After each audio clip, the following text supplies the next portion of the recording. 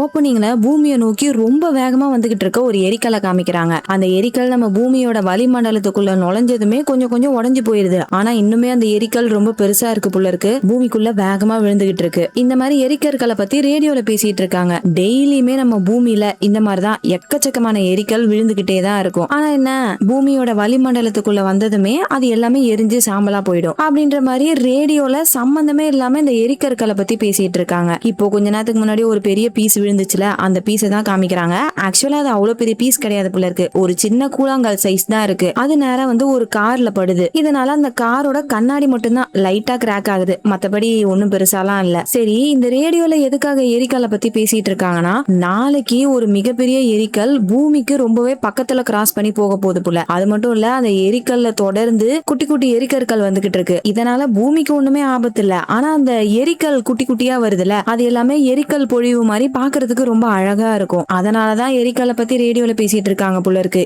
இப்போ அந்த 24 மணி நேர கவுண்ட் டவுன் ஸ்டார்ட் ஆகுது. ஒரு சின்ன எரிக்கல் கார்ல விழுந்துச்சுல, அது வேற யாரோட காரும் இல்ல, நம்ம ஹீரோயின் வந்துட்டு இருந்த கார் தான். இது இருக்காங்களா, இவங்க தான் நம்ம படத்தோடைய ஹீரோயின். டீனேஜ் பொண்ணு தான். அந்த கார்ல இன்னும் யார் யார் இருக்காங்கன்னா, நம்ம ஹீரோயினோட அம்மா, ஹீரோயினுடைய ஸ்டெப் டாட், அதாவது வளர்ப்பு அப்பா. ஹீரோயினோட ஒரிஜினல் அப்பாக்கும் அவங்க அம்மாக்கும் டைவர்ஸ் ஆயிடுச்சு போல இருக்கு. அதுக்கப்புறம் அவங்க அம்மா ரெண்டாவதா கல்யாணம் பண்ணிக்கிட்டாங்க. கூடவே ஒரு குட்டி பையன் இருக்கான். அது அந்த வளர்ப்பு அப்பாவுடைய பையன். இவங்க 4 பேருமே கார்ல போயிட்டு இருக்காங்க. ஹீரோயினை ஒரு ஸ்டேடியத்துல டிராப் பண்ணிட்டு ஹீரோயினோட அம்மா என்ன சொல்றாங்க, சாயந்தரம் உன் தம்பியோட பர்த்டே இருக்கு, ஞாபகம் இருக்குல்ல, லேட் ஆகாம சீக்கிரம் வந்துரு சரியா அப்படின்னு சொல்லிட்டு டிராப் பண்ணிட்டு போறாங்க. ஹீரோயின் அவங்க அம்மா கிட்ட கூட சரியா பேச மாட்டாங்க. சரி சரி வந்துடுறேன் அப்படின்னு சொல்லிட்டு அவங்க வாட்டுக்கு நேரா கார்ல இருந்து இறங்கி போறாங்க. அந்த ஸ்டேடியம்ல நிறைய கேம் நடந்துட்டு இருக்கு. அதுல நம்ம ஹீரோயின் ரன்னிங் காம்படிஷன்ல கலந்துக்கிறாங்க. சரி, இவங்க தான் நம்ம படத்தோடைய ஹீரோயின். அப்ப கண்டிப்பா அந்த ரன்னிங் ரேஸ்ல இவங்க தான் ஃபர்ஸ்ட் ஓடிட்டு இருப்பாங்கன்னு பார்த்தா கடைசியா ஓடுறதே இவங்க தான். இவங்க கூட ஒரு ஃப்ரெண்டுக்காரா இருக்கான். அவன் தான் பயங்கரமா கிளாப் தட்டி மோட்டிவேஷன் எல்லாம் கொடுத்துட்டு இருக்கான். அதை பார்த்து கொஞ்சம் பூஸ்ட் அப் ஆகி வேகமா ஓட ஆரம்பிக்கிறாங்க. எப்படியோ முட்டி மோதி ஃபர்ஸ்ட்டுக்கு வந்துடுறாங்க. இப்போ நம்ம ஹீரோயின் தான் முன்னாடி ஓடிக்கிட்டு இருக்காங்க. கண்டிப்பா அவங்க தான் ஜெயிக்க போறாங்கன்ற மாதிரி நிலைமை தான். அப்ப அந்த ஃப்ரெண்டுக்காரன் என்ன பண்றான், எப்படியும் நம்ம ஃப்ரெண்டு தான் ஜெயிக்க போறா, போய் கிரவுண்ட் லெவல வரவேற்போம் அப்படின்னு சொல்லிட்டு இந்த ஸ்டிக்ல நெருப்பு வரும் தெரியுமா, அதை பத்த வச்சுட்டு அந்த பினிஷிங் லைன் ரோப் இருக்கும்ல, அங்க போய் நின்று டான்ஸ் ஆடிக்கிட்டு இருக்கான். ஆனா அந்த நெருப்பை பார்த்ததும் நம்ம ஹீரோயினுக்கு என்ன ஆச்சுன்னு தெரியலங்க. அவ்வளவு வேகமா ஓடி வந்துட்டு இருந்தாங்களே, டக்குன்னு அப்படி நின்னுடுறாங்க. அந்த நெருப்பை பார்த்து ரொம்ப பயப்படுறாங்க, மூச்சு விட கஷ்டப்படுறாங்க. ஒரு கட்டத்துல மயக்கம் போட்டே கீழே விழுந்துடுறாங்க. அவ்வளவுதான். இதுக்கப்புறம் இவங்களால எப்படி கேம்ல ஜெயிக்க முடியும்? பின்னாடி ஓடி வந்துட்டு இருந்த எல்லாருமே அந்த பினிஷிங் லைனை கிராஸ் பண்ணிடுறாங்க. நம்ம ஹீரோயின் தோத்து போயிடுறாங்க. ஏன் இவங்க நெருப்பை பார்த்து இப்படி பயப்படுறாங்கன்னு தெரியல. அப்படியே கட் பண்ணா சாயந்தரம் ஆகுது. தம்பியோடைய பர்த்டே ஃபங்க்ஷன். அந்த பார்ட்டிக்கு நிறைய பேர் வந்திருக்காங்க. அப்போ ஹீரோயினோட வளர்ப்பாப்பா என்ன பண்றாரு, ஹீரோயினோட அம்மா பிரெக்னெண்டா இருக்காங்க போல இருக்கு. சோ கூடிய சீக்கிரம் ஒரு குழந்தை பிறக்க போகுதுன்ற விஷயத்த அனௌன்ஸ் பண்ணிட்டு கேக் வெட்டலாமேன்னு மெழுகுவத்திய பத்த வைக்கிறாங்க. அப்படி பத்த வச்சதும் அந்த மெழுகுவத்தி நெருப்பை பார்த்தும் நம்ம ஹீரோயினுக்கு ரொம்ப பயமா இருக்கு. அப்படியே அங்கிருந்து ஏஞ்சி போயிடுறாங்க. ஹீரோயினோட அம்மாக்கு ஒண்ணுமே புரியல. சரி இருங்க, நான் போய் என்னன்னு கேட்டுட்டு வந்துடுறேன்னு சொல்லிட்டு ஹீரோயின் பின்னாடியே போயிட்டு கேக்குறாங்க, அடியே உனக்கு என்ன தாண்டி பிரச்சனை, உன்கிட்ட காலையிலேயே சொன்னல உன் தம்பியோட பர்த்டே பார்ட்டில ஏன் இப்படிலாம் பண்ணிட்டு இருக்க அப்படின்னு கேக்குறாங்க. ஒன்னு ஹீரோயின்ல ஃபர்ஸ்ட் அது என் தம்பி கிடையாது அப்படின்னு லைட்டா கோவமா சொல்றாங்க. சரி, அது உன் தம்பி இல்ல, அவரும் அப்பா கிடையாது, ஆனா நான் உன் அம்மா தானே, சொன்னா கேட்க மாட்டியா, என்னதான் உனக்கு பிரச்சனை அப்படின்னு சொல்லி கேட்டுட்டு இருக்கும் போதே ஹீரோயினோட அம்மாக்கு கால் வருது. யார்கிட்ட இருந்துன்னா இவங்களோட ஃபர்ஸ்ட் ஹஸ்பண்ட் கிட்ட இருந்து, அதாவது நம்ம ஹீரோயினோட ஒரிஜினல் அப்பா கிட்ட இருந்து கால் வருது. அவரு எங்க இருந்து நம்ம ஹீரோயினை பார்த்தாருன்னு தெரியல. ஆனா அப்படியே நேர்ல இருந்து பார்த்த மாதிரி எல்லா விஷயத்தையும் சொல்றாரு. அதாவது நம்ம ஹீரோயின் ஸ்டேடியத்துல மயக்கம் போட்டு விழுந்தாங்கல்ல, அந்த விஷயத்த பத்தி சொல்லிட்டு இந்த மாதிரி நம்ம பொண்ணை இப்படியே விடக்கூடாது, அவளை கொஞ்சம் ஸ்பெஷலா கேர் பண்ணி ஏதாச்சும் ஒரு இடத்துல சேர்த்து பாத்துக்கணும் அப்படின்ற மாதிரி சொல்றாரா. ஹீரோயினோட அம்மா போனை ஸ்பீக்கர்ல போட்டிருப்பாங்க போல இருக்கு. பக்கத்துலதான் ஹீரோயின் இருக்கான்றதே தெரியாம அவங்க அப்பா இப்படி எல்லாம் பேசிட்டு இருக்காரா. இதை கேட்டதும் ஹீரோயினுக்கு ரொம்ப கோவம் ஆயிடுது. ஆமா இப்ப என்ன, நான் நார்மலான பொண்ணு கிடையாதுதான், உங்களுக்கு அதனால என்ன பிரச்சனை அப்படின்னு ரொம்ப கோவமா பேசிட்டு அங்க இருந்து போயிடுறாங்க. இவர் எங்க இருந்துதான் நம்ம ஹீரோயினை பாத்துட்டு இருந்தாரு, ஒருவேளை ஏதாச்சும் ஆள் செட் பண்ணி வச்சிருக்காரா அப்படின்னு பார்த்தா அதுதான் கிடையாது. நம்ம ஹீரோயினோட அப்பா எங்க இருக்காருன்னா ஸ்பேஸ்ல இருக்கக்கூடிய ஒரு ஸ்பேஸ் ஸ்டேஷன்ல இருக்காரு. அந்த ஸ்பேஸ் ஸ்டேஷன்ல ஒரு இன்ஜினியரா வேலை பாக்குறாரு போல இருக்கு. சோ அந்த ஸ்டேஷன்ல இருக்க எக்யூப்மெண்ட்டை வச்சு பூமியில எல்லா இடத்துலயுமே கேமரா இருக்கும்ல, அந்த கேமராவெல்லாம் ஆக்சஸ் பண்ணி நம்ம ஹீரோயின் எங்க போறாங்க என்ன பண்றாங்கன்னு எல்லாத்தையுமே எல்லாத்தையுமே கண்காணிச்சுக்கிட்டு இருப்பாரு புள்ள. அப்படிதான் நம்ம ஹீரோயின் ஸ்டேடியத்துல மயங்கினதையும் கண்டுபிடிச்சிருந்திருக்காரு. பட் இந்த மாதிரி ஸ்பேஸ் ஸ்டேஷனை பர்சனலான விஷயத்துக்கு யூஸ் பண்ண கூடாது போல இருக்கு. அதனால அந்த ஸ்பேஸ் ஸ்டேஷன்ல மீரா அப்படின்னு ஒரு ஏஐ இருக்கு. அந்த ஏஐ நம்ம ஹீரோ கிட்ட சொல்லுது, சார் நீங்க புரோட்டோகாலை மீறி நடந்துட்டு இருக்கீங்க, மிஷின் கண்ட்ரோலோட ஹெட் கண்டுபிடிச்சாங்கன்னா கண்டிப்பா உங்களுக்கு பனிஷ்மெண்ட் இருக்கு அப்படின்லாம் சொல்லுதா. ஆனா நம்ம ஹீரோ அதை பத்தி எல்லாம் கண்டுக்கல. மாட்டினா தானே பிரச்சனை, அதுக்கு முன்னாடியே அந்த டேட்டாஸ் எல்லாத்தையுமே டெலீட் பண்ணிடு அப்படின்னு சொல்லிட்டு வார்னிங் கொடுத்து 2 நிமிஷம் கூட ஆகல, திரும்ப நம்மளோட பொண்ணு எங்க இருக்கான்னு பாக்கணும்னு சொல்லிட்டு கேமரா மூலியமா கனெக்ட் பண்ண சொல்றாரு. நம்ம ஹீரோ இந்த மாதிரி இல்லாத வேலையெல்லாம் பார்த்துட்டு இருக்காரா. இதை நம்ம ஹீரோ கூட வேலை பார்க்குற இன்னொருத்தர் கண்டுபிடிச்சிடுறாரு. தம்பி நீ இங்க இருக்க டேட்டாஸை வேணா டெலீட் பண்ணிடலாம், ஆனா ஒருவேளை மிஷின் கண்ட்ரோல் கண்டுபிடிச்சிட்டாங்கன்னா உனக்கு களிதான் தெரியும்ல அப்படின்ற மாதிரி அந்த கூட வேலை பார்க்கிறவர் சொல்லிட்டு இருக்கும் போது மிஷின் கண்ட்ரோலோட ஹெட் கால் பண்றாரு. என்னடா இவருக்கு விஷயம் தெரிஞ்சிருச்சா, ஹீரோ மாட்டிக்கிட்டாரா அப்படின்னு பார்த்தா அதெல்லாம் இல்ல, நாளைக்கு அந்த எரிக்கல் வரப்போகுதுல அதை பத்தி தெரிஞ்சுக்கிறதுக்காக தான் கால் பண்ணிருக்காரு. ஸோ அந்த எரிக்கல்லும் அந்த எரிக்கலுக்கு பின்னாடி நிறைய பிராக்மெண்ட்ஸ் சின்ன சின்ன துண்டுகள் வருதுல்ல, அதனால பூமிக்கு ஏதாச்சும் ஆபத்து இருக்கா அப்படின்னு கேக்குறாரு. அதுக்கு இந்த ஸ்பேஸ் ஸ்டேஷன்ல வேலை பார்க்குற ஒருத்தவர் என்ன சொல்றாரு, அந்த மாதிரிலாம் எந்த ஒரு ஆபத்தும் இல்ல, கால்குலேட் பண்ண மாதிரி நாளைக்கு கரெக்டா 8 மணிக்கு அந்த எரிக்கல் பூமியை கிராஸ் பண்ணி போயிடும், இப்ப இருக்க சென்சார் படி ஒண்ணுமே ஆகாது அப்படின்றாரா. என்னது இப்ப இருக்க சென்சார் படியா, அப்ப கன்ஃபார்மா எந்த ஒரு ஆபத்தும் இல்லைன்னு உங்களுக்கு தெரியாதா அப்படின்னு கேக்குறாரு. அதுக்கு அந்த கண்ணாடி போட்டிருக்காருல அவர் என்ன சொல்றாரு, இங்க பாருங்க சார், அந்த எரிக்கல்ல நாங்க ஃபுல்லா அனலைஸ் பண்ணோம், பட் அதுல நிறைய காம்பவுண்ட்ஸ் இருக்கு, அதுல சில காம்பவுண்ட்ஸை எங்களால சுத்தமா அனலைஸ் பண்ணவே முடியல. சோ மேபி வந்துட்டு இருக்க எரிக்கல் அதோடைய பாதையில இருந்து விலகிறதுக்கு வாய்ப்பு இருக்கு. அதே மாதிரி பின்னாடி வந்துட்டு இருக்க அந்த பிராக்மெண்ட்ஸ் சின்ன சின்ன துண்டுகள் இருக்குல்ல, அதுவுமே நம்ம இது வரைக்கும் பார்த்ததை விட ரொம்பவே டிஃப்ரெண்டா இருக்கு. ஒரு கல்லும் பாக்குறதுக்கு ஒரு மாதிரி இருக்கு. சோ அந்த பிராக்மெண்ட்ஸும் அதோட டைரக்ஷன்ல இருந்து நவுந்து போறதுக்கு வாய்ப்பு இருக்கு. அதனால ஒரு சேஃப்டிக்காக சொல்றேன், பூமியில சில இடங்கள்ல இருக்க மனுஷங்களை மட்டும் சீக்கிரமா வெளியேற்ற ஆரம்பிங்க அப்படின்றாரா. இதை கேட்டதும் ஹெட்டுக்கு தலையெல்லாம் சுத்துது. ஏன்னா நாளைக்கு எரிக்கல் வரப்போகுது, இன்னைக்கு எப்படி அவ்வளவு மக்கள் அப்புறப்படுத்த முடியும். சோ என்ன பண்றதுன்னு தெரியாம ஒரு டென்ஷன்ல கத்திக்கிட்டு இருக்காரு. அப்படியே இந்த பக்கம் பூமியில காமிக்கிறாங்க, அந்த எரிக்கல் எங்கேயோ ஸ்பேஸ்ல ரொம்ப தூரத்துல இருந்து தான் வந்துகிட்டு இருக்கு. ஆனா பூமியில இருந்து பார்க்கும்போது பாருங்களேன் ரொம்ப கிட்ட வந்துட்டு இருக்க மாதிரி இருக்கு. அண்ட் அதை நவுற மாதிரியே இல்ல, அப்படியே ஒரே இடத்துல நிக்கிற மாதிரி இருக்கு. ஆனா அந்த எரிக்கல் பயங்கர ஸ்பீடா வந்துட்டு இருக்கு. இதை நம்ம ஹீரோயின் உட்காந்து பாத்துட்டு இருக்காங்க. அந்த சமயம் அந்த ஃப்ரெண்டுக்காரன் வரான். என்ன அந்த எரிக்கல் பாக்குறதுக்கு ரொம்ப அழகா இருக்குல்ல, சரி என் கூட வா, நான் இன்னொரு இடத்துக்கு கூட்டு போறேன், அங்க இருந்து பார்த்தா சூப்பரா இருக்கும் அப்படின்னு சொல்லிட்டு பெரிய பில்டிங் இப்பதான் அதை கட்டிக்கிட்டு இருக்காங்க. அந்த தெருவுலயே அந்த கட்டிடம் தான் ரொம்ப பெருசா இருக்கு.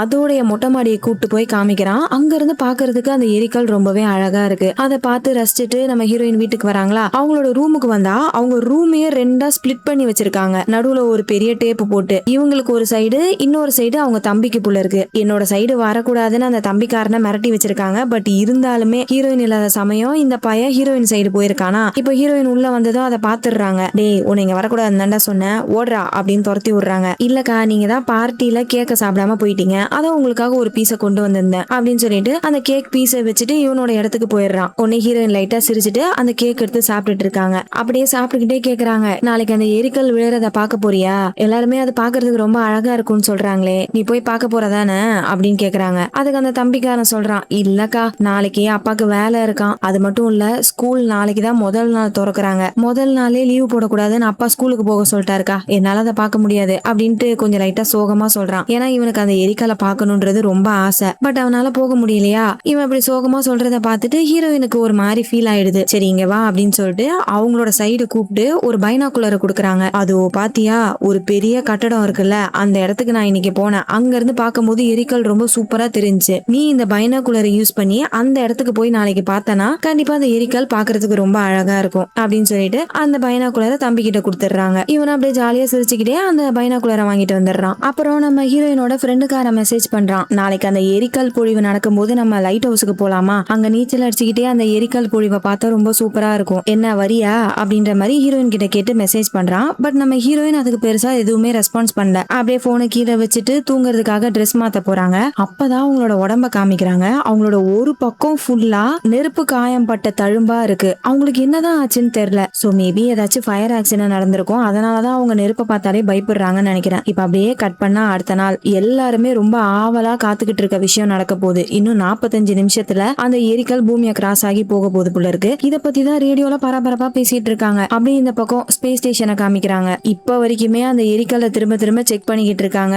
எந்த ஒரு பிரச்சனையும் இல்ல. இவங்க கால்குலேட் பண்ண மாதிரி கரெக்டா தான் வந்துட்டு இருக்கு. பட் இருந்தாலும் ஏதோ ஒரு பயம். விடாம திரும்ப திரும்ப செக் பண்ணிக்கிட்டே இருக்காங்க. இந்த பக்கம் பூமியில எல்லா மூலையில இருக்க மக்களும் இந்த எரிக்கல் பொழிவுக்காக தான் வெயிட் பண்ணிட்டு இருக்காங்க. ஆனா நம்ம ஹீரோயினுக்கு அதை பத்தி சுத்தமா கவலை இல்லைங்க. அவங்க நல்லா ஜாலியா தூங்கிட்டு இருக்காங்க. ஹீரோயினோட தம்பிக்காரன் அவன் ஸ்கூலுக்கு ரெடி ஆயிட்டான். அவங்க அப்பா போய் டிராப் பண்றாரு. அப்பா அவனோட கழுத்துல ஹீரோயின் கொடுத்த பைனாகுலர் இருக்கு. ஒரு வேலை கிளாஸ கட் அடிச்சுட்டு ஹீரோயின் சொன்ன இடத்துல போய் பார்க்க போறானா என்னன்னு தெரியல. இதே மாதிரி எல்லா இடத்துலயுமே ஒரே பரபரப்பா இருக்கு. அதே பரபரப்போட திரும்ப ஸ்பேஸ் ஸ்டேஷனை காமிக்கிறாங்க. அங்க இருக்க எல்லாருமே ரொம்ப சந்தோஷமா இருக்காங்க. என்னன்னு பார்த்தா அந்த 45 நிமிஷம் முடிஞ்சிருச்சு. இவங்க எதிர்பார்த்துக்கிட்டு இருந்த அந்த எரிக்கல் எந்த ஒரு பிரச்சனையும் இல்லாம பூமியை கிராஸ் பண்ணி போயிடுச்சு. சோ அந்த எரிக்கல்னால பூமிக்கு எந்த ஒரு பிரச்சனையும் இல்ல. அடுத்து அந்த சின்ன சின்ன பிராக்மெண்ட்ஸ் அது பூமியை கிராஸ் பண்ணி போக போகுது. அதுவுமே இந்த எரிக்கல் மாதிரி கிராஸ் பண்ணி போயிடுச்சுன்னா எந்த ஒரு பிரச்சனையும் இல்லடா அப்படின்னு சொல்லிட்டு எல்லாருமே அந்த பிராக்மெண்ட்ஸை பார்த்துட்டு இருக்காங்க. இப்ப அந்த பிராக்மெண்ட்ஸ் பூமிக்கு ஓரளவுக்கு கிட்ட வந்துருச்சு. அதாவது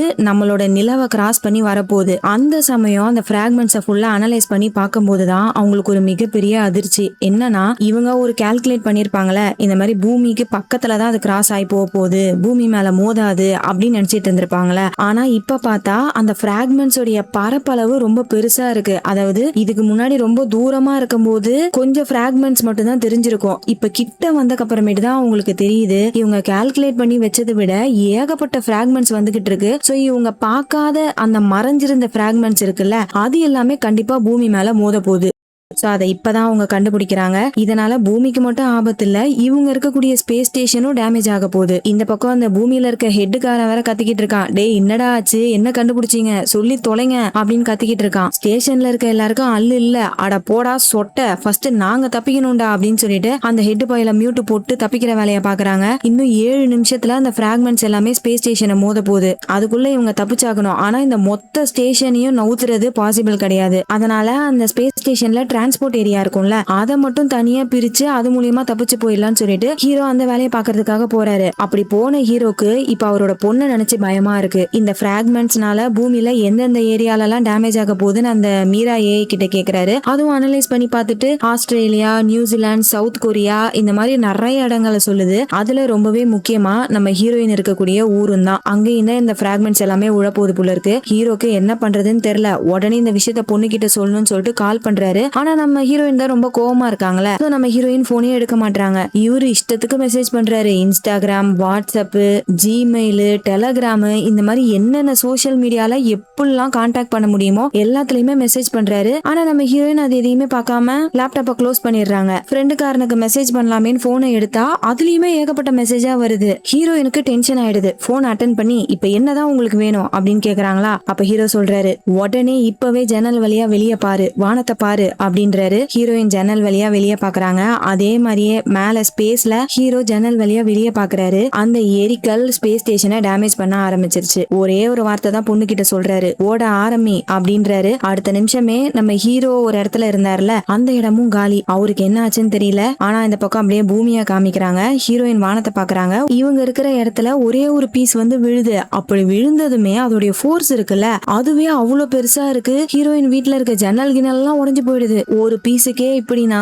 எக்கச்சக்கமான பிராக்மெண்ட்ஸ் விழுந்துகிட்டு இருக்கு. அதுல என்ன ஆகும், அவ்வளவுதான். அடுத்தடுத்த பீஸ் விழ ஆரம்பிக்குது. ஏதோ பாம் போடுற மாதிரி டம்மு டம்முன்னு வெடிச்சுக்கிட்டு இருக்கு. ஹீரோயின் உடனே கீழே விழுந்த போனை எடுத்துட்டு ஷூவை போட்டுட்டு ஓட ஆரம்பிக்கிறாங்க. அவங்க இருக்க அபார்ட்மெண்ட்டே கொஞ்சம் கொஞ்சமா இடிய ஆரம்பிக்குது. உள்ள இருக்க எல்லாருமே உயிர் பயத்துல ஓடிக்கிட்டு இருக்காங்க. வெளியே பாருங்களேன் எப்படி இருக்குன்னு. எல்லா இடத்துலயுமே அந்த எரிக்கற்கள் தான் விழுந்துகிட்டு இருக்கு. பத்தாவதுக்கு தப்பிச்சு போறேன்னு சொல்லிட்டு இவங்க படியில இருந்து ஓடி வந்துட்டு இருக்கும் போது ஹீரோயினை வேற தள்ளி விட்டுறாங்க. இப்படியே ஓடிக்கிட்டு இருந்தா இவங்களே நம்மள சாவடிச்சிருவாங்கன்னு சொல்லிட்டு ஹீரோயின் ஆல்ரெடி ஃபர்ஸ்ட் ஃப்ளோருக்கு வந்துட்டாங்க. அங்க இருந்து பால்கனி வழியா கீழே இருக்க கார்ல குதிச்சு தப்பிச்சு போலாமேன்னு ஓடிக்கிட்டு இருக்காங்க. ஆனா அவங்களுக்கு எங்க போறது என்ன பண்றதுன்னே தெரியல. அப்போ ஒரு அம்மா அழுதுகிட்டே வந்து ஹீரோயின் கிட்ட ஹெல்ப் கேக்குறாங்க. அவங்க பையன் கார்ல மாட்டிக்கிட்டான் போல இருக்கு, அவனை காப்பாத்தணும், கொஞ்சம் வந்து ஹெல்ப் பண்ணுங்க அப்படின்னு சொல்லிட்டு ஹீரோயினை கூப்பிட்டு போறாங்க. ஆல்ரெடி அவங்களுக்கே என்ன பண்றதுன்னு தெரியல. சரி காப்பாத்துவோம் அப்படின்னு சொல்லிட்டு ஜன்னலை உடைக்க ட்ரை பண்ணிட்டு இருக்காங்க. அந்த இடத்துக்கு கரெக்டா நம்ம ஹீரோயினோட ஃப்ரெண்டுக்காரன் வரான். இவனுக்கு ஒரு கை இல்ல போல இருக்குங்க. ஏதோ ஆக்சிடென்ட்ல போயிடுச்சா என்னன்னு தெரியல. ஒரு ஒரு கை மட்டும் ரோபோட் கையா இருக்கு. அதை வச்சு காரோட ஜன்னலை உடைச்சு உள்ள இருக்க பையனை காப்பாத்திட்டு ஹீரோயினோட ஃப்ரெண்டு அங்கிருந்து ஓட ஆரம்பிக்கிறாங்க. அப்ப கரெக்டா இவங்களுக்கு முன்னாடி ஒரு பெரிய கல்லு வந்து விழுது பாருங்க. அதோடைய ஃபோர்ஸ் அந்த புகையோட அப்படியே கலந்து வரும்ல, அதுல மாட்டினாலுமே இவங்க காலி, தூக்கி அடிக்கப்படுவாங்க. சோ அதுல மாட்டிக்கூடாதுன்னு சொல்லிட்டு இன்னொரு சந்து வழியா ஓடுறாங்க. அப்ப அந்த ஃப்ரெண்டுக்காரன் சொல்றான், என்ன ஆனாலும் பரவாயில்ல, நம்ம தனியா பிரிஞ்சிடக்கூடாது, என் கூடவே இரு சரியா அப்படின்னு சொல்லி முடிக்கல. இவங்க பக்கத்துல ஒரு பில்டிங் இருக்குல்ல, அது அப்படியே இடிஞ்சு இவங்களுக்கு நடுவுல விழுந்துருது. அந்த ஃப்ரெண்டுக்காரன் இருக்கானா இல்ல அவன் மேலேயே விழுந்துருச்சா என்னன்னு தெரியல. ஹீரோயின் அவங்க உயிரை காப்பாத்திக்கிறதுக்கு ஓட ஆரம்பிக்கிறாங்க. அப்போ டக்குன்னு ஒரு கார் வந்து அவங்களை இடிச்சிருது. அவ்வளவுதான், ஹீரோயின் மயங்கி போயிடுறாங்க. பட் பரவாயில்ல, அந்த கார்ல வந்த 2 பேரு கொஞ்சம் வயசானவங்களா இருந்தாலும் நல்லவங்களா இருக்காங்க. இந்த பொண்ணு நம்ம இடிச்சிட்டோமேன்னு சொல்லிட்டு ஹீரோயினுக்கு என்னாச்சுன்னு போய் செக் பண்ணி பாக்குறாங்க. நல்ல வேலை, ஹீரோயினுக்கு ஒன்னும் ஆகல, மயங்கி போய் தான் இருக்காங்க. சரி ஹாஸ்பிட்டலுக்கு தூக்கிட்டு போலாமேன்னு சொல்லிட்டு தூக்குனா ஆல்ரெடி இவங்க வயசானவங்களா, சோ ஹீரோயினை தூக்க முடியல. அந்த வழியா ஒருத்தர் அடிபட்டு ஓடுறாரு. அவரை தான் ஹெல்ப்புக்கு கூப்பிட்டு ஹீரோயினை தூக்கி கார்ல படுக்க வச்சுட்டு இவங்க 3 பேரும் கார்ல தப்பிச்சு போயிட்டு இருக்காங்க. போற வழியில ஏகப்பட்ட ஆக்சிடென்ட் ஆகுது. காரு பஸ் எல்லாமே ஒண்ணுக்கு ஒண்ணு மோதிக்கிட்டு இருக்கு. அப்படியே பொறுமையா நம்ம ஹீரோயின் மயக்கத்துல இருந்து எந்திரிக்கிறாங்க. வெளிய பார்த்தா அந்த சீனே இப்படி இருக்கு. அவங்களுக்கு எப்படி இருக்கும், இப்ப இவங்க எங்க போயிட்டு இருக்காங்க, உயிரோட இருக்காங்களான்னு கூட அவங்களுக்கே தெரியல. அந்த சமயம் இவங்க காருக்கு முன்னாடி ஒரு பெரிய ட்ரக் வந்து கிராஷ் ஆகுது. சரி பின்னாடி தப்பிச்சு போலான்னு பார்த்தா ஏகப்பட்ட கார் வந்து நிக்குது. அவ்வளவுதான், இதுக்கப்புறம் கார்ல போக முடியாதுன்னு சொல்லிட்டு வேகமா கார்ல இருந்து இறங்குறாங்க. அப்ப அந்த அம்மா என்ன பண்றாங்க, அவங்க கிட்ட ஒரு பூனை இருக்கும் போல, அந்த பூனை எங்க போச்சுன்னு தேடிக்கிட்டு இருக்காங்க. அந்த சமயம் அங்க இருக்கக்கூடிய ஒரு பெரிய கண்ணாடி பில்டிங் அப்படியே இடிஞ்சு விழ ஆரம்பிக்குது. ஹீரோயின் போய் கூப்பிட்டு பாக்குறாங்க, அம்மா வாங்கம்மா, பூனைய பத்தி இப்ப யோசிக்காதீங்க, நம்மளே சாவ போறோம், சீக்கிரம் வாங்க போலாம் அப்படின்னு கூப்பிட்டா அந்த அம்மா வர மாதிரி இல்ல, பூனையே தான் தேடிக்கிட்டு இருக்காங்க. இவங்க கூட இருந்தா நம்மளும் செத்துருவோம்னு சொல்லிட்டு ஹீரோயின் அங்க இருந்து வேகமா ஓடுறாங்க. ஒரு கடைக்குள்ள ஓடுறாங்க பாருங்க. அப்ப பின்னாடி அந்த பில்டிங் உழுந்த ஃபோர்ஸ் அப்படியே படுது இவங்க மேல. அவ்வளவுதான், ஹீரோயினும் கீழே விழுந்துடுறாங்க. அவங்களுக்கு என்ன ஆச்சுன்னு தெரியல. அந்த சீன் அப்படியே கட் பண்ணி மேல ஸ்பேஸ் ஸ்டேஷனை காமிக்கிறாங்க. அந்த ஸ்டேஷன் நல்லா டேமேஜ் ஆயிருக்கு. ஹீரோ வேற மிதந்துட்டு இருக்காரு, சுத்தி ரத்தமா இருக்கா, என்னடா இவர் இறந்துட்டாரா அப்படின்னு பார்த்தா நல்ல வேலை அவருமே மயக்கத்துலதான் இருந்திருக்காரு. கொஞ்ச நேரத்திலே மயக்கத்துல இருந்து எஞ்சிட்டாரு. அப்படி எஞ்சதுமே அவருக்கு முதல்ல ஞாபகம் வருது, பூமிக்கு என்ன ஆச்சு, தன்னோட பொண்ணுக்கு என்ன ஆச்சு அப்படின்னு தான் மீரா ஏஐ கிட்ட கேக்குறாரு. அந்த ஏஐயும் பூமியை ஃபுல்லா அனலைஸ் பண்ணி பார்த்துட்டு ஹீரோயின் இருந்த ஊரை காமிக்குது. அந்த ஊர் மொத்தமா டேமேஜ் ஆயிருக்கு. ஆக்சுவலா அந்த பிராக்மெண்ட்ஸ் எல்லாமே விழுந்து முடிச்சிருச்சு. சோ அங்கங்க மாட்டிக்கிட்டு இருக்க மக்களை காப்பாத்துறதுக்காக பூமியில நிறைய இடத்துல கேம்ப் போட்டிருப்பாங்கல்ல, அந்த இடத்துல எல்லாம் தன்னோட பொண்ணு பேர் இருக்கான்னு செக் பண்ண சொல்றாரு. அந்த மீரா ஏஐயும் செக் பண்ணிக்கிட்டு இருக்கு. அந்த சமயம் பூமியில இருக்க மிஷன் கண்ட்ரோலோட ஹெட் கால் பண்றாரு. ஆக்சுவலா இந்த மொத்த ஸ்பேஸ் ஸ்டேஷன்லயும் இப்ப நம்ம ஹீரோ மட்டும் தான் உயிரோட இருக்காரு போல, கூட இருந்த எல்லாருமே இறந்துட்டாங்க. ஹீரோவை காப்பாத்தலான்னு பார்த்தா ஸ்பேஸ் ஸ்டேஷன் டேமேஜ் ஆனதுனால இவரை காப்பாத்துற அளவுக்கு எந்த ஒரு எனர்ஜியும் இல்ல. சோ இந்த மீரா ஏஐ என்ன சொல்லுதோ அதை கேட்டுதான் நம்ம ஹீரோவால தப்பிக்க முடியும். எந்த வேலையும் பார்க்காம ஒழுங்கா அந்த ஏஐ சொல்றதை கேட்டு தப்பிச்சு பூமிக்கு வர வழிய பாரு அப்படின்ற மாதிரி அந்த ஹெட் சொல்றாரு. ஹீரோவும் சரின்னு தான் சொல்றாரு. ஆனா இப்பயுமே அவரு தன்னோட பொண்ணை பத்தி தான் யோசிக்கிறாரு. ஆக்சுவலா இப்ப இவர் ஒரு ஸ்டேஷன்ல இருக்காருல, அந்த ஸ்டேஷன் எது கூடயுமே கனெக்ட் ஆயில, அப்படியே ஃப்ரீ ஃபால் ஆயிட்டு இருக்கு. அதாவது நம்ம பூமிக்குள்ள விழப்போகுது. இன்னும் 3 மணி நேரத்துல பூமியோட வளிமண்டலத்துக்குள்ள நுழைஞ்சிரும். அப்படி நுழைஞ்சிருச்சுன்னா இந்த ஸ்டேஷன் மொத்தமா தீப்பிடிச்சு எரிய ஆரம்பிச்சு ஸ்டேஷன் இருந்த தடையுமே தெரியாம போயிடும். சோ அதுக்குள்ள தப்பிக்கணும்ன்ற மாதிரி மீரா ஏஐ சொல்லுது. பட் நம்ம ஹீரோக்கு யாரு முக்கியம், அவரோட பொண்ணு தான். அதனால ஹீரோ என்ன பண்றாரு, இந்த ஸ்டேஷன்ல இருக்கக்கூடிய சர்ச் சிஸ்டம் இன்னும் வேலை செய்யுது போல. சோ கடைசியா தன்னோட பொண்ணு போனுடைய சிக்னல் எங்க இருக்குன்னு கண்டுபிடி, சிசிடிவி கேமரா டேட்டா பேஸ் எல்லாத்தையுமே செக் பண்ணு அப்படின்னு ஏஐ கிட்ட சொல்றாரு. அதுவும் தேட ஆரம்பிக்குது. ஹீரோயினோட பேரை சொல்லிக்கிட்டே இருக்கியாமா இருக்கியாமா, இருந்தா பேசுமா அப்படின்ற மாதிரி இவரு திரும்ப திரும்ப பேசிக்கிட்டே இருக்காரு. இவர் இப்படி பேசுறது இந்த பக்கம் நம்ம ஹீரோயினோட காதுக்கு கேக்குது. நல்ல வேலை அவங்களுக்குமே ஒன்னும் ஆகல. ஆனா அந்த பில்டிங்கோட இடிபாடுக்குள்ள சிக்கிட்டு இருக்காங்க. இவங்களுக்கு எப்படி நம்ம ஹீரோ பேசுற சவுண்ட் கேக்குதுன்னு தெரியல. ஹீரோயினோட போன் வேற உடஞ்சு போயிடுச்சு. சோ ஹீரோயின் பக்கத்துல இருக்க ஏதோ ஒரு டிவைஸ் மூலியமா கனெக்ட் பண்ணி தான் ஹீரோ பேசிட்டு இருக்காரு. அந்த சவுண்ட் கேட்கிற டைரக்ஷன்ல அவங்களோட கையை மட்டும் பொறுமையா நீட்டி அந்த டிவைஸை எடுக்கிறாங்க. அது என்னன்னு பார்த்தா ஒரு பொம்மை. இந்த பேபி மானிட்டர்னு சொல்லுவாங்கல்ல, குழந்தைங்களை தனியா ரூம்ல படுக்க வச்சிருப்பாங்க, அவங்களுக்கு என்ன ஆச்சு ஏதுன்னு பாக்குறதுக்காக ஒரு பொம்மையில கேமரா மைக் எல்லாமே செட் பண்ணி வச்சிருப்பாங்க. அது மூலியமா தான் நம்ம ஹீரோ கனெக்ட் பண்ணி தன்னோட பொண்ணு கிட்ட பேசிட்டு இருக்காரு. கொஞ்ச நேரத்திலே ஒரு போலீஸ் நாய் வந்து நம்ம ஹீரோயினை மோப்ப முடிச்சு கண்டுபிடிச்சிருது. அது கத்துனதும் ரெஸ்கியூ டீம் வந்து ஹீரோயினை காப்பாத்திடுறாங்க. இப்ப வெளியே வந்த ஹீரோயின் பாக்குறாங்க, பக்கத்துலதான் இவங்க வந்த கார் இருக்கு, நம்மளுக்கு ஹெல்ப் பண்ணவங்க என்ன ஆகிருப்பாங்கன்னு யோசிக்கிறதுக்குள்ள இன்னொரு பில்டிங் உடைஞ்சு அந்த கார் மேலேயே விழுந்து நசுக்குது. கண்டிப்பா அவங்க இறந்திருப்பாங்கன்னு நினைக்கிறேன். அப்புறம் அங்க இருக்க ரெஸ்கியூ டீம் எல்லாரும் பக்கத்துல ஒரு கேம்ப் இருக்கு, அங்க போமா அப்படின்னு அனுப்புறாங்க. ஹீரோயினும் அந்த கேம்பை நோக்கி நடந்து போயிட்டு இருக்காங்க. அப்ப வழியில ஃபுல்லா ஏகப்பட்ட பேருக்கு காயம் பட்டிருக்கு. அந்த இடம் ஃபுல்லா அழுகுறலா இருக்கு. சுத்தி இருக்க எல்லா இடமும் செதஞ்சு போயிருக்கு. ஹீரோயினோட அம்மாவும் ஸ்டெப் ஃபாதரும் சேஃபா இன்னொரு கேம்ப்ல இருக்காங்க போல இருக்கு. அவங்க இன்னுமே பசங்களை தேடிக்கிட்டு இருக்காங்க. அந்த சமயம் நம்ம ஹீரோயினோட அம்மாக்கு கால் பண்றாங்க.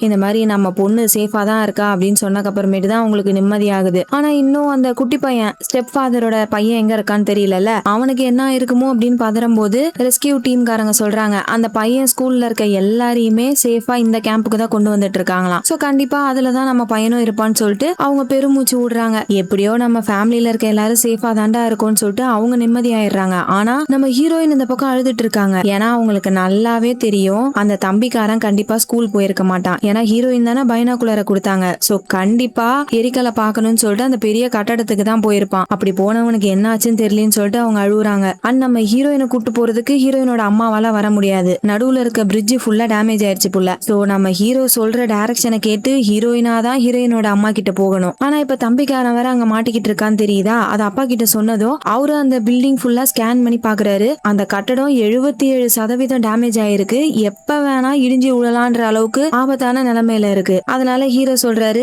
உன் தம்பியை கண்டிப்பா ரெஸ்கியூ டீம் காப்பாத்திருப்பாங்க, நீ ஃபர்ஸ்ட் சேஃபா கேம்புக்கு போ அப்படின்றாரா. ஆனா ஹீரோயினுக்கு மனசு கேட்கவே இல்ல. நம்மளாலதான் அந்த தம்பி அங்க போனா அப்படின்னு சொல்லிட்டு அவனை காப்பாத்துறதுக்காக ஹீரோ சொல்றதையும் கேட்காம அவங்க அந்த கட்டடத்தை நோக்கி ஓட ஆரம்பிக்கிறாங்க. அதே சமயம் இந்த பக்கம் ஹீரோக்கு பவர் கட் ஆயிடுது. என்னன்னா அந்த பேட்டரி ஃபுல்லா காலி ஆயிடுச்சு போல இருக்கு. இன்னும் 2 மணி நேரத்துல இவர் இருக்கக்கூடிய ஸ்பேஸ் ஸ்டேஷன் அட்மாஸ்பியருக்குள்ள நுழைஞ்சிரும். சோ அதுக்குள்ள எஸ்கேப் பாட்ல தப்பிச்சு போங்கன்ற மாதிரி மீரா ஏஐ சொல்லுது. ஆனா ஹீரோ விட்டுட்டு போவாரா? பக்கத்துல இருக்க லேப்ல பேக்கப்புக்கு இன்னும் கொஞ்சம் பேட்டரி இருக்கு போல இருக்கு. அது மூலமா கனெக்ட் பண்ணலான்னு பார்த்தா அந்த லேபுக்கு போக வேண்டிய வழியே பாதியா உடைஞ்சு போயிருக்கு. இந்த இடத்த விட்டு அங்க கிராஸ் பண்ணி போனாதான் அந்த பேட்டரியில கனெக்ட் பண்ணி திரும்ப தன்னோட பொண்ணு கிட்ட பேச முடியும். நார்மல் டைம்லயே ஸ்பேஸ்ல நடந்து போறது ஆபத்தானது. இப்ப சொல்லவா வேணும், அங்கங்க நிறைய பீசஸ் உடைஞ்சு போயிருக்கு. அதுல ஏதாச்சும் ஒண்ணு இவரோட சூட்டை டேமேஜ் பண்ணிடுச்சுன்னா அவ்வளவுதான், யாராலையுமே இவரை காப்பாற்ற முடியாது. சோ அந்த மீரா ஏஐ சொல்லுது, நீங்க பண்றது ரொம்பவே ரிஸ்கான விஷயம். சோ தயவு செய்து லைஃப் பாடுக்கு போங்கன்னு அது கெஞ்சுது. ஆனா நம்ம ஹீரோ கேட்கற மாதிரி இல்ல. ஸ்பேஸ் சூட் எல்லாம் போட்டுட்டு கையில ஒரு கேபிள ரெடியா புடிச்சிட்டு நடக்க ஆரம்பிக்கிறாரு. இந்த மாதிரி நடக்கிறத வந்து ஸ்பேஸ் வாக்குன்னு சொல்லுவாங்க. சோ அந்த ஸ்பேஸ் வாக் பண்ண ஆரம்பிக்கிறாரு. அதே மாதிரி பூமியில நம்ம ஹீரோயினை காமிக்கிறாங்க. ஒரு வழியா அந்த கட்டடத்துக்கிட்ட வந்துட்டாங்க. இப்பயுமே அந்த கட்டடம் கொஞ்சம் கொஞ்சமா இடிஞ்சு விழுந்துகிட்டு இருக்கு. அது பாக்குறதுக்கே அவ்வளவு பயமா இருக்கு. இருந்தாலும் ஹீரோயின் பேக் அடிக்கிற மாதிரி இல்ல. தம்பியை காப்பாத்தியே ஆகணும் அப்படின்னு சொல்லிட்டு தைரியமா உள்ள ஓடுறாங்க. படி வழியா மேல ஏறி போயிடலான்னு பார்த்தா படிக்கிட்டு இருக்க ஏரியாவே காணுங்க. ஒரு பெரிய ஓட்டை தான் இருக்கு. சோ அந்த கம்பியை புடிச்சு அப்படியே தைரியமா மேல ஏற ஆரம்பிக்கிறாங்க. அதே மாதிரியே ஸ்பேஸ்ல நம்ம ஹீரோயினோட அப்பாவும் ரொம்ப தைரியமா ஸ்பேஸ் வாக் பண்றாரு. அப்போ வழியில அங்க இருக்க ஒரு பீஸ்ல அந்த கேபிள் மாட்டிக்கிச்சு போல இருக்கு. டக்குன்னு மாட்டினதும் இவர் புடிச்சு இழுக்குது பாருங்க. அவ்வளவுதான், இவர் எந்த ஒரு புடிமானமும் இல்லாம அப்படி இப்படிமா சுத்த ஆரம்பிக்கிறாரு. கடைசியா நல்ல வேலையா இவரு கிராஸ் பண்ணி வந்துடுறாரு. இவர் என்னமோ சேஃபா தான் இருக்காரு. ஆனா இவரு கேபிள் கொண்டு வந்தாருல, அது அந்த இடத்துலயே சுத்திக்குது. இவர் எவ்வளவு இழுத்தாலும் வர மாட்டேங்குது. முன்னாடிதான் அந்த சாக்கெட் இருக்கு, அதை கனெக்ட் பண்ணிட்டா போதும் இவர் ஸ்டேஷனுக்கு பவர் வந்துரும். ஆனா அந்த கயிறு நல்லா மாட்டிக்கிட்டு இருக்கிறதுனால இவர் புடிச்சு இழுன்னு இழுக்கிறாரு.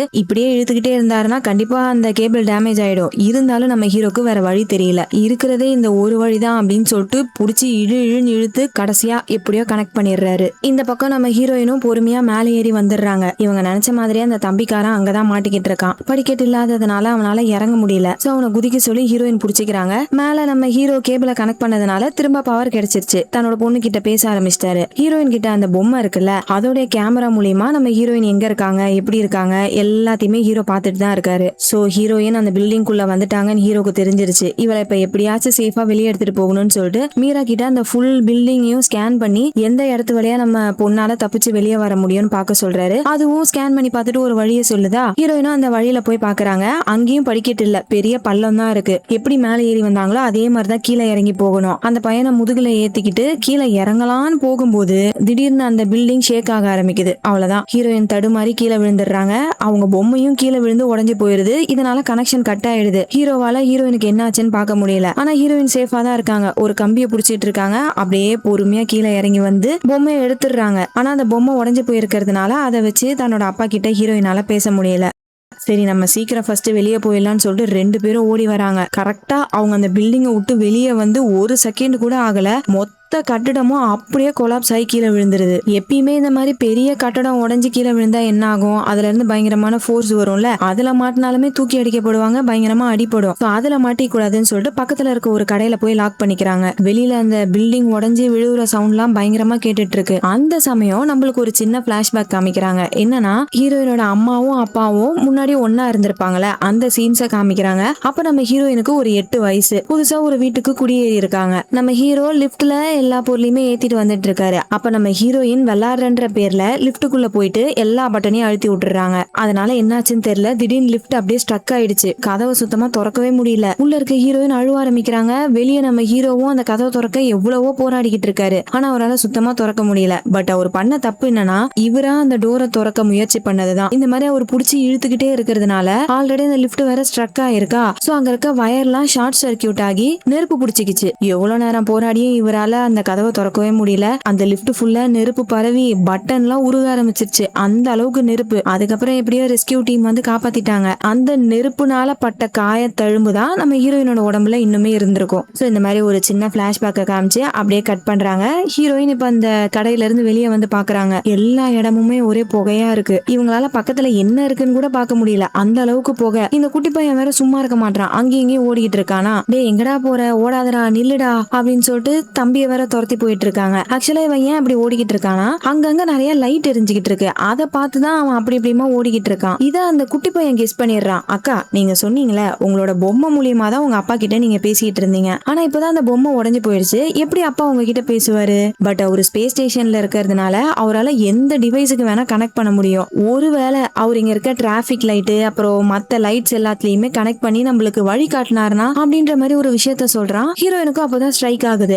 ஆமால இவன் சொல்றது கரெக்டா தான் இருக்குமோ அப்படின்னு சொல்லிட்டு முன்னாடி போறாங்க. கிரீன் லைட் எரியுது. அப்படியே பின்னாடி வந்தா ரெட் லைட் எரியுது. சோ நம்ம அப்பா தான் ஸ்பேஸ் ஸ்டேஷன்ல இருந்து நம்மளுக்கு ஹெல்ப் பண்றாருன்னு சொல்லிட்டு எந்தெந்த பக்கம்லாம் லைட் எரியுதோ அந்த வழியா நடக்க ஆரம்பிக்கிறாங்க. டிராபிக் ஏரியாலலாம் நிறைய கேமரா வச்சிருப்பாங்கல்ல, அது மூலியமா நம்ம ஹீரோ பார்த்து வழி காட்டிக்கிட்டு இருக்காரு. சோ இப்படியே போனாங்கன்னா கண்டிப்பா பக்கத்துல இருக்க சேஃபான ஒரு கேம்புக்கு இவங்க போயிடுவாங்க. இன்னும் கொஞ்சம் தூரம் தான் இருக்கு. எப்படியோ கடைசியா நம்ம பொண்ணை காப்பாத்திட்டோம்டா அப்படின்ற ஒரு நிம்மதியில மேல நம்ம ஹீரோ அந்த ஏஐ கிட்ட நான் தப்பிக்கிறதுக்கு எஸ்கேப் ஆர்டர் ரெடி பண்ணு அப்படின்னு சொல்லிட்டு லைட்டா பெருமூச்சு விடுறாரு. எப்படியோ இவ்வளவு போராட்டத்துக்கு அப்புறம் நம்மளோட பொண்ணை நேர்ல பார்க்க போறோம்னு சொல்லிட்டு ரொம்ப சந்தோஷமா அங்க இருக்க சிஸ்டம் எல்லாத்தையுமே ஆஃப் பண்ணிட்டு இருக்காரு. அப்போ அவருக்கு ஏதோ ஒரு சிக்னல் வருது. அதை பார்த்ததும் ஷாக் ஆகுறாரு. கீழே அப்படியே நம்ம ஹீரோயினை காமிக்கிறாங்க. ஒரு வழியா அந்த கேம்ப் கிட்ட வந்துட்டாங்க. அந்த கேம்பை பார்த்ததும் தம்பிக்காரன் குடுகுடுன்னு கேம்பை நோக்கி ஓட ஆரம்பிக்கிறானா. அப்போ ஒரு செகண்ட் தம்பி முன்னாடி போனான்ல, அந்த இடத்துல ஏதோ ஒரு வெடிப்பாகி அவன் அப்படியே தூக்கி அடிக்கப்படுறான். என்னன்னு பார்த்தா அந்த இடத்துல ஒரு மிகப்பெரிய டிரான்ஸ்போர்ட் ஷிப் இருக்கு. அந்த ஷிப்ல பெட்ரோல், கெமிக்கல் இல்ல கேஸ் இந்த மாதிரி ஏதோ ஒரு வெடிக்கக்கூடிய பொருளை தான் டிரான்ஸ்போர்ட் பண்ணிட்டு இருக்காங்க புள்ள. அதுல ஒரே ஒரு சின்ன டேங்க் வெடிச்சிருக்கான். அந்த சின்ன டேங்க் வெடிச்சதுக்கே அங்க இருக்கக்கூடிய ரெஸ்கியூ ஷிப்பு, அந்த ஷிப்ல நெருப்பு பிடிச்சிருக்கும், அதை அணைக்கிறதுக்காக நிறைய ஷிப் வந்திருக்கும்ல, அது எல்லாமே காலி. ஏன் மேல பறந்துட்டு இருந்த ஹெலிகாப்டர் கூட நில தடுமாறி கீழே விழுந்து வெடிச்சிருது. சோ அந்த சின்ன டேங்க் வெடிச்சதுக்கே இந்த நிலைமை. ஹீரோயின் ஓடி போயிட்டு தம்பிய பாக்குறாங்க. நல்ல வேளை அவனுக்கு ஒன்னும் ஆகல, உயிரோட தான் இருக்கான். பட் தலையில நல்லா அடிபட்டு இருக்கு. இவங்க தான் கேம்புக்கு வந்துட்டாங்கல்ல, அங்க நிறைய டாக்டர்ஸ் இருப்பாங்கன்னு சொல்லிட்டு உள்ள போனா ஆல்ரெடி அங்க ஏகப்பட்ட பேர் அடிபட்டு இருக்காங்க. கை குழந்தெல்லாம் அடிபட்டு வந்திருக்கு. அதை பாக்குற ஆர்வத்துல டாக்டர் தம்பிக்காரனை பார்க்க மாட்டாங்க. சரி ஃபர்ஸ்ட் நம்ம இங்க இருந்து போயிடலாம்னு சொல்லிட்டு வெளியே வராங்க. ஒரு ஹெலிகாப்டர் ரெடியா அங்க இருந்து பறக்க தயாராயிட்டு இருக்கு. இவங்க அதுல ஏறிக்கலான்னு போனா ஆல்ரெடி ஃபுல் ஆயிடுச்சு புள்ள, உள்ள விட மாட்டாங்க. அப்புறம் தான் பார்த்தா அந்த ஹெலிகாப்டருக்குள்ள நம்ம ஹீரோயினோட ஃப்ரெண்டுக்காரன் இருக்கான். எப்படி அவனும் தப்பிச்சிட்டான் புள்ள இருக்குங்க. ஹீரோயினை பார்த்ததும் அவன் கீழே இறங்கிட்டு தம்பியை மட்டும் இவனுக்கு பதிலா ஏத்தி உள்ள அமுச்சு விட்டுறான். தம்பி பயப்படாதரா, நம்ம அம்மா அப்பா கிட்ட தான் நீ போற, நான் பின்னாடியே இன்னொரு ஹெலிகாப்டர்ல வந்துடுறேன், சரியா, தைரியமா போ அப்படின்னு சொல்லிட்டு தம்பி அனுப்பி வச்சிடுறாங்க. இந்த பக்கம் ஹீரோ என்ன வெடிச்சதுன்னு பார்த்து கண்டுபிடிச்சிடுறாரு. ஒரு சின்ன டேங்க் வெடிச்சதுக்கே இந்த அளவுக்கு பாதிப்புனா ஆல்ரெடி அந்த ஷிப் ஃபுல்லா நெருப்பு எரிஞ்சுக்கிட்டு இருக்குல்ல. சோ இன்னும் கொஞ்ச நேரத்துல கண்டிப்பா அந்த மொத்த ஷிப்பும் வெடிச்சிரும். அப்படி வெடிச்சதுன்னா இந்த சிட்டில பாதி காலி ஆயிடுமா. இப்பதான் ஏதோ தன்னோட பொண்ணை காப்பாத்திட்டோமே நிம்மதியானாரு. அதுக்குள்ள இன்னொரு ஆபத்து. இந்த விஷயத்தை எப்படியாச்சும் தன்னோட பொண்ணு கிட்ட சொல்லலாம்னு பார்த்தா அந்த பொம்மை தான் வேலை செய்யல. அதனால என்ன பண்றாரு, கூட இருக்க ஃப்ரெண்டுக்காரனோட போனுக்கு கனெக்ட் பண்ணி தன்னோட பொண்ணு கிட்ட பேசுறாரு. இந்த மாதிரி வெடிக்க போகுது, சீக்கிரமா அந்த இடத்த விட்டு தப்பிச்சு போ அப்படின்றாரா. உன்னை பொண்ணு என்ன சொல்றா,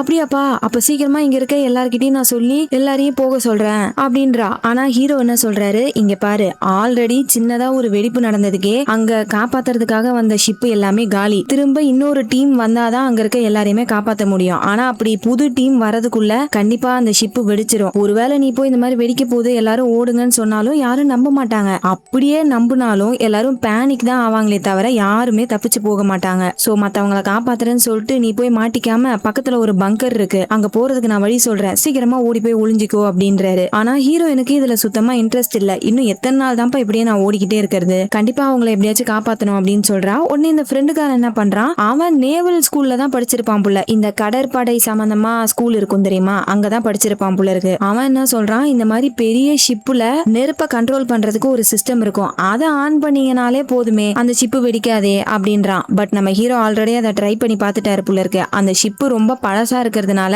இவரால மேல ஸ்பேஸ் ஸ்டேஷன்ல இருந்து அந்த ஷிப்புக்கு கனெக்ட் பண்ண முடியல. யாராச்சும் மேனுவலா போயிட்டு தான் அந்த நெருப்பு அணைக்கிற சிஸ்டம் ஆன் பண்ணி விடணும். இதை சொன்னதும் நம்ம ஹீரோயின் என்ன சொல்றாங்க, ரெஸ்கியூ டீம் வரதுக்கு லேட் ஆகும்ன்றீங்க, சோ நாங்களே போயிட்டு அதை மேனுவலா ஆன் பண்ணிட்டு வரோம் அப்படின்றாங்க. அதை கேட்டதும் வருது பாருங்க ஹீரோக்கு கோவம். நீ என்ன லூசா, ஒரு வத்தி குச்சி பத்த வச்சாலே உனக்கு அவ்வளவு பயம், நீ மத்தவங்களை காப்பாத்த போறியா, நீ என்ன சூப்பர் ஹீரோ நினைச்சிட்டு இருக்கியா அப்படின்ற மாதிரி கோவத்துல நம்ம ஹீரோ பேசிடுறாரு. இதை கேட்டதும் நம்ம ஹீரோயினுக்கு எப்படி இருக்கும், அவங்களும் கோவம் ஆயிட்டு, ஆமா நான் சூப்பர் ஹீரோ இல்லதான், ஏன்னா எனக்கு தான் ஸ்பெஷல் கேர் வேணுமே, என்னதான் யாராச்சும் பத்திரமா பாத்துக்கணுமே அப்படின்னு சொல்லிட்டு கோவமா அந்த போனை தூக்கி தண்ணியில போட்டுறா. நம்ம ஹீரோ ஸ்டார்டிங்ல ஹீரோயினோட அம்மா கிட்ட போன்ல சொல்லியிருப்பாங்கல்ல, பொண்ணை பத்திரமா பாத்துக்கோ, அவளுக்கு ஸ்பெஷலா ஒரு கேர் வேணும் அப்படின்னு சொல்லியிருப்பாருல, அதை மனசுல வச்சுக்கிட்டு தான் கோவத்துல போனை தூக்கி போட்டுறா. ஹீரோ கிட்ட பேச இருந்த ஒரே வழியும் போச்சு. அவ்வளவுதான், பொண்ணை காப்பாத்த முடியாதுன்னு ஹீரோயினோட அம்மா கிட்ட சொல்லலாம்னு கால் பண்றாரு. அங்க அந்த தம்பிக்காரனை கொண்டு வந்து அப்பா அம்மா கிட்டே சேஃபா சேர்த்துட்டாங்க புள்ள இருக்கு, ட்ரீட்மெண்ட் பார்த்துட்டு இருக்காங்க. அப்பதான் கரெக்டா ஹீரோ கால் பண்ணி அழுவுறாரு. முன்னாடி மாதிரியே திரும்ப நம்மளோட பொண்ணை நான் விட்டுட்டேன், அன்னைக்கு அவ்வளோ கிட்ட இருந்தும் நம்மளோட பொண்ணை என்னால காப்பாத்த முடியல,